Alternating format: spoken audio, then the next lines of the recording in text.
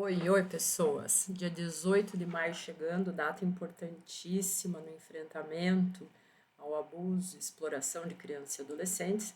Vou ter que cuidar com os termos que eu utilizo aqui, porque senão é capaz do vídeo cair, né? Ou mesmo a conta. Mas, para quem não me conhece, me chamo Gabriela, eu sou professora, mestra, doutora em psicologia e trabalho com essa temática já há 17 anos. Então, eu gostaria de conversar com vocês hoje sobre uma ideia que está muito presente no imaginário dos adultos, mas que infelizmente não corresponde à realidade da maior parte das crianças, que é a ideia de que se alguma coisa muito difícil acontecer, a criança vai simplesmente contar. Como eu já falei, eu trabalho com isso há muito tempo e geralmente as crianças têm dificuldade de revelar uma situação dessa. Por mais que você seja uma mãe, um pai, um avô, uma avó, um cuidador presente, que fique reforçando que você é amigo, que ela precisa te contar tudo o que acontece, que você só quer protegê-la, por mais que você se coloque verbalmente, pelo menos nessa condição, nesse tipo de situação as crianças costumam omitir e não necessariamente por causa de estarem sofrendo ameaças, de estarem com medo da pessoa que cometeu ali a situação abusiva. Muitas famílias acabam acreditando que se acontecer algo com a criança vai necessariamente revelar. Muitos educadores também acreditam nisso, né? E até muitos profissionais acabam acreditando nisso. Né? Na ideia de que se acontecer alguma coisa, a criança vai falar, né? Assim, ah, não, se acontecesse ela me falaria. Ou, ah, eu tenho abertura com meu filho, ela sabe que pode confiar em mim. Mas, enfim, o funcionamento emocional infantil não é tão simples assim. E entender isso é talvez uma das coisas mais importantes quando a gente fala em proteção infantil, certo? Por que é que muitas crianças não conseguem pedir ajuda? Não é porque elas não querem, não é porque elas estão mentindo, não é porque elas esqueceram. Ou muitas vezes não é porque elas não confiam necessariamente naquele adulto. Muitas vezes elas não conseguem porque elas ainda não têm recursos emocionais, simbólicos e até linguísticos para organizar aquilo que elas estão vivendo. A gente tem uma dificuldade muito grande de pensar no pensamento da criança, certo? De entender como é que funciona o psiquismo de uma criança, porque a gente parte da nossa lógica, né? Do psiquismo de um adulto. E estou falando não só de criança, viu? Estou falando de adolescente também, porque muitas pessoas acham que a adolescente vai conseguir contar, e aí entram algumas outras questões, alguns sentimentos que geralmente dificultam, eu já falo sobre isso. Então a gente, adulto, costuma imaginar que a criança vive uma situação difícil, entende o que aconteceu, interpreta aquilo como inadequado, que ela consegue identificar que precisa de ajuda, então ela vai comunicar isso de maneira nítida e objetiva. Só que o desenvolvimento infantil não acontece dessa forma, né, gente? A criança ela está formando linguagem, ela está formando compreensão emocional, ela está formando a noção de mundo. E ela está formando uma percepção sobre as relações humanas. Ela está formando uma compreensão sobre o próprio corpo, sobre intimidade, sobre limite, sobre confiança, sobre medo, sobre culpa. Então, muitas vezes, ela sente algo estranho antes mesmo de conseguir entender o que é que aquilo significa, e isso vai mudar tudo. Porque muitas crianças não vivem essas situações pensando, ah, isso é errado, ah, isso não pode acontecer, certo? Da mesma forma que muitas crianças não vivem entendendo que aquilo é uma violação.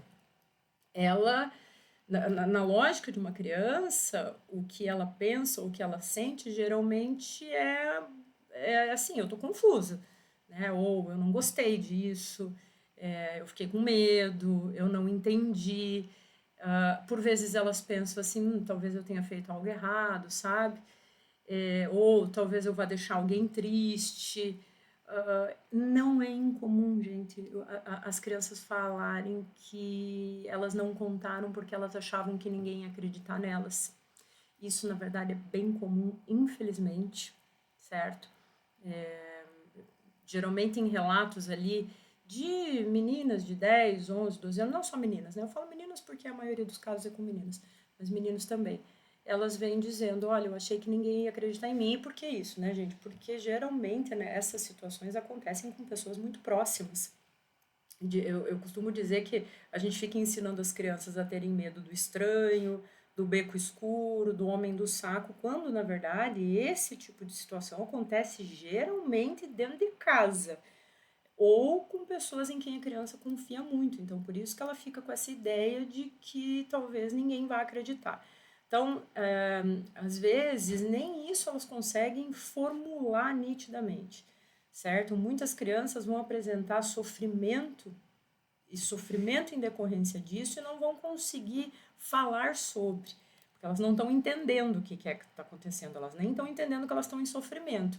E aí elas vão apresentar isso muitas vezes pelo comportamento, elas podem apresentar irritação, pode apresentar uma série de sintomas, né? Também a gente tem que ter um certo cuidado com isso, sintomas e comportamentos, para não olhar para qualquer comportamento e suspeitar de uma situação abusiva. Agora, existem sim sinais que a criança dá.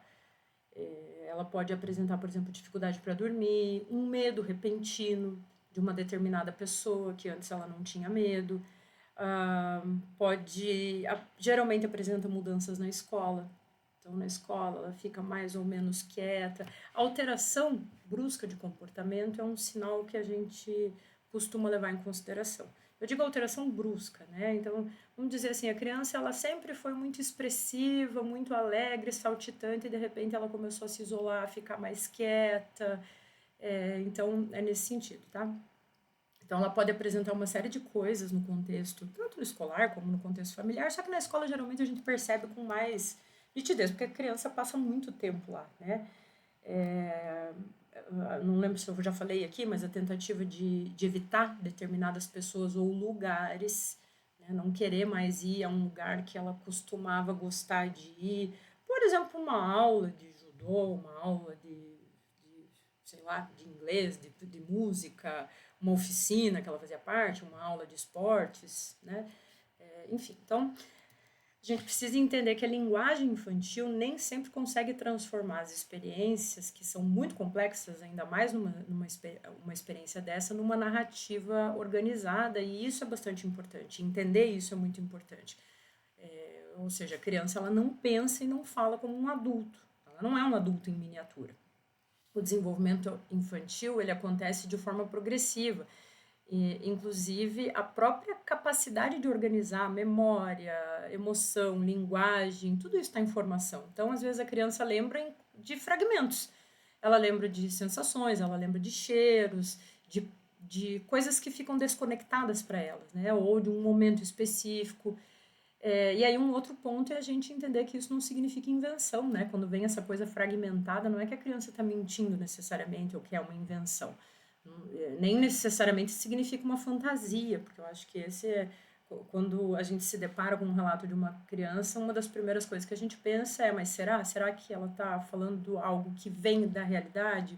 Ou será que ela pode estar fantasiando? Será que ela assistiu alguma coisa e está misturando fantasia com realidade? Por isso que entender de funcionamento infantil é muito importante, de desenvolvimento infantil, de pensamento, de linguagem, de sentimentos. E aí entra uma questão muito importante que é o medo infantil. Ele raramente é um medo simples, né? Muitos adultos imaginam que a criança não conta porque ela foi ameaçada diretamente. E isso às vezes acontece, sim, só que às vezes existe outras coisas, né? Que não o medo necessariamente daquela pessoa que cometeu o ato abusivo, com uma intimidação explícita, mas pode ser o medo de punição, o medo dela machucar alguém da família, dela perder pessoas importantes. Quando eu digo para vocês que é uma situação que ela é predominantemente intrafamiliar, isso é muito sério. Eu costumo dizer assim, já imaginou você hoje chega em casa e a sua filha, o seu filho conta que o seu outro filho, o seu irmão, o seu pai, o seu marido fez alguma coisa com ela. É difícil ouvir isso, né? Então, e a criança muitas vezes entende que se ela contar, ela pode causar obviamente que não responsabilizando a criança, né, mas na cabeça dela, ela entende que se ela contava, ela vai causar um problema familiar muito grande. Então, muitas vezes o silêncio ele acaba acontecendo por razões que são bem mais complexas emocionalmente. Porque, e pensando que são pessoas próximas, a criança ama também aquela que está ali machucando-a, de certa forma, né? Isso quando ela percebe que é algo que não é legal, que ela não gosta e tal. Dependendo da idade da criança, ela nem percebe que aquilo é algo que ela não gosta, que pode estar ferindo ela de alguma forma, certo? Então, é muito difícil para uma mente infantil organizar tudo, toda essa dinâmica. Veja só, a criança ela depende emocionalmente dos adultos, ela depende emocionalmente, depende materialmente, ela depende afetivamente, e por vezes a pessoa que está fazendo isso é justamente aquela de quem ela depende. Na lógica da criança, ela não pensa assim, essa pessoa me fez mal, então eu vou me afastar. Às vezes ela pensa que ela não quer perder aquela pessoa, que ela não quer destruir a família, que ela não quer causar nenhuma briga. Já ouvi relatos de meninas dizendo assim: eu não queria que a minha mãe sofresse, porque era o companheiro da mãe, ou porque era o pai, sabe?